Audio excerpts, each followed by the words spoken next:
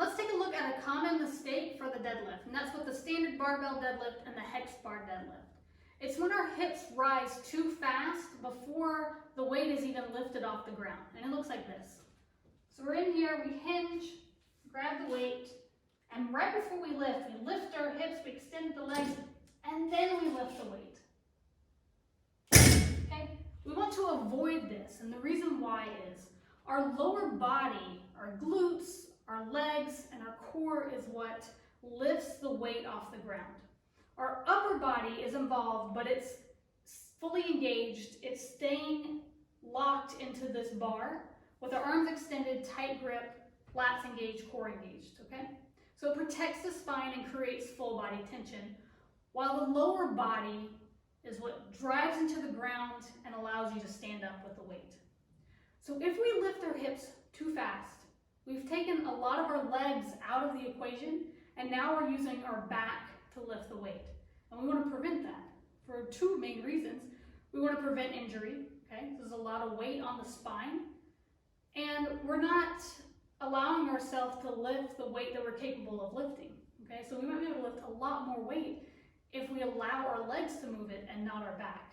So what the goal for the deadlift is that our hips and upper body, our hips and chest, move at the same time for the lift.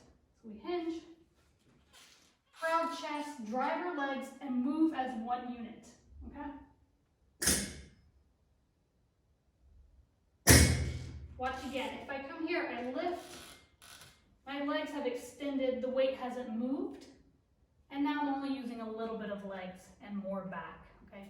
So we want to take that out and really focus on using the body as one unit and working as a team, lifting our chest and our hips at the same time. So how do we prevent our hips from rising too fast? One is just lower the weight. You might be trying to attempt a weight that's way too heavy for you at this time, so you're compensating for it. Another thing is properly learn the engagement and technique for the deadlift. And the last thing is to check your setup. Just a simple adjustment in your setup can prevent this as well. I highly recommend videotaping yourself.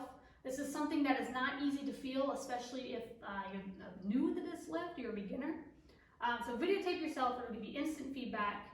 You can reach out to me to take a look, ask an MFT, or reach out to another qualified coach to give you instant feedback, and it just might be a little adjustment, and then you're lifting heavier than you were before.